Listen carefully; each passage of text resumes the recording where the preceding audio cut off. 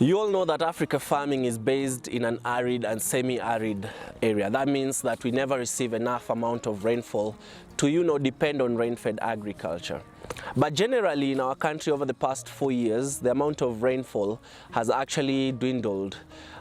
Creating a scare among farmers, not only us ASAL farmers, but just generally all farmers about, over-dependence on rain-fed agriculture. For the first time in history, boreholes have actually dried up and people have postponed farming activities. In this episode, we'll discuss the effects of prolonged droughts in our country, and especially for farmers. And for those people who are interested, in getting into farming, especially those who depend or over-rely on rain-fed agriculture. My name is Samuel, this is Africa Farming. If you've not subscribed and you're new here, kindly make sure that you do subscribe and hit on the notification bell so that YouTube can always notify you whenever we have a new video. And to our subscribers, thank you so much for always supporting us. So the rains are finally here. For how long? We do not know, but we just hope that it will at least stay for a while, because it has been crazy, especially for farmers in Kenya. For now, we can only speculate on how long it will be. So generally, what are some of these effects that farmers have experienced due to prolonged droughts? First, most people had to postpone their scheduled farming activities due to unpredictable rainfall pattern. Some decided to sink boreholes, but all of us know sinking borehole is no mean feat.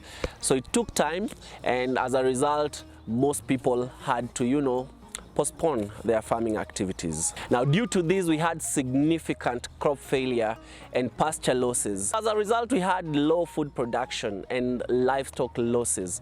For those people who've actually even watched news for the past 6 months, you've seen carcasses of dead animals around. The ravaging drought in this county has forced residents who depend on these animals for their livelihood to dispose them off to buy food and other necessities. The prices are heartbreaking. It sounds unbelievable.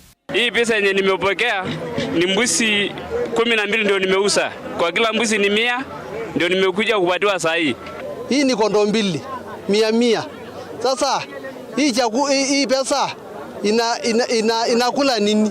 Tulikuwa tunauza kondoo moja 1500. Most farmers who lost their animals experienced unsurmountable stress, and some even had mental health issues. Surface and groundwater availability declined, and this added the stress to farmers due to the increased cost of accessing water. Prices of farm products skyrocketed, and of course we are in a dwindling economy where people don't have money in their pockets. So this resulted into, basic food commodities being out of reach of the average citizen. For those people who used to have 3 meals a day, could not even afford 1 meal a day. Food prices and food security became a major item in the campaign trail of most of these politicians in last year's general election. Bei ya unga sasa imefika shilingi 200 kwa mfuko moja. Mimi nataka kuuliza watu, kwa sababu ni ukora. Ni kwa nini kule Uganda bei ya unga ni shilingi 100? Nawaambia suluhu ya kuteremsha bei ya unga, bei ya mafuta ya taa ni plan ya uchumi ya bottom. Livestock prices at the market went down. There was even a time where people were buying a whole cow at around 5,000 shillings, which is normally the cost of buying a young goat or a young lamb, that is.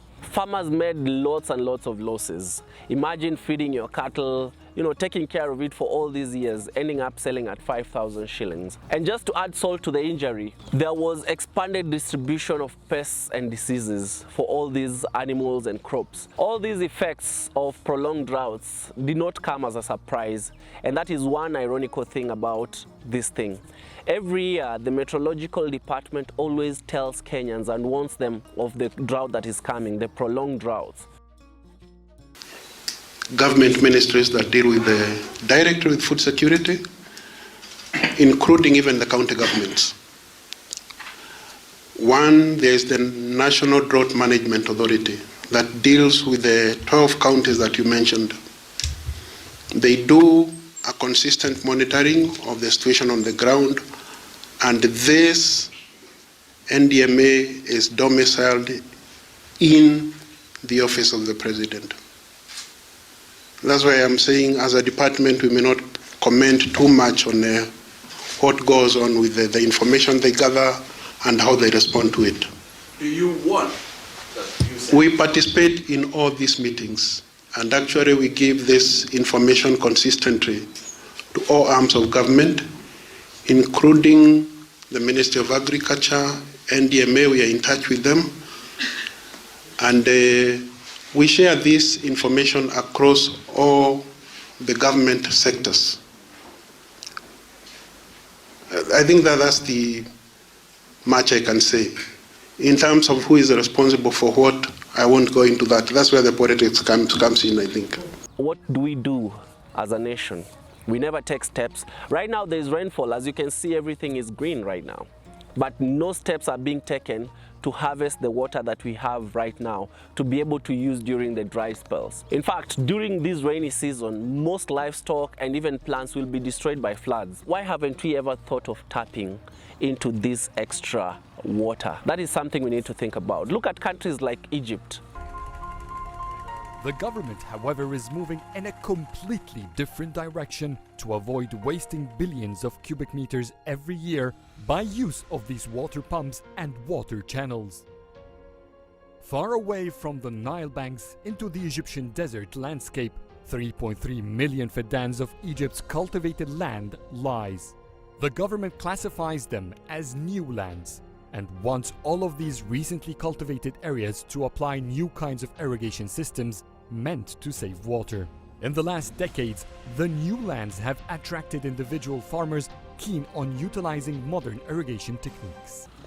Egypt, for me, is a testament that drought should not be an issue when it comes to food security. They have only one river, River Nile, but if you look at their agricultural activities, it's far much better than Kenya. If you look at other countries that don't receive enough amount of rainfall, but still are able to produce and feed their nation.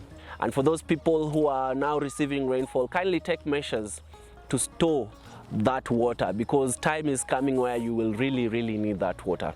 Let's find innovative ways in which we can, sustain farming even in, those prolonged drought seasons.